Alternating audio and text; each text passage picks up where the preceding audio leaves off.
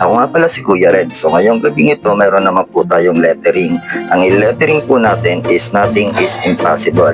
Kung kadalasan nakikita nyo ang mga lettering ko ay nasa styro lang, ngayong gabing ito, ang lettering ko naman ay nasa plywood po siya.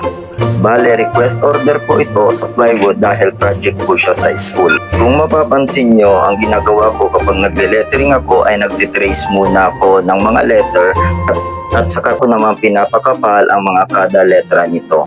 Sa ganitong paraan kasi, mas naiiwasan natin magkamali na sa spelling kapag nagle-lettering tayo.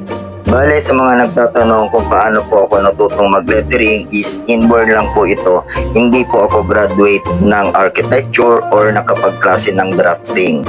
Basta nakahiligan ko lang ang magpara-lettering hanggang sa paulit-ulit kong ginagawa, na-master ko na po ang pag-lettering ng kahit anong font. Kaya kapag nangangailangan kayo ng kahit anong lettering, mapa-styro man yan at kahit ano, i-PM nyo lang po ako sa aking Facebook page na Reds Graphico or Event, or pwedeng mag-PM sa aking personal Facebook account na Bernard Ramuyan Valladolid.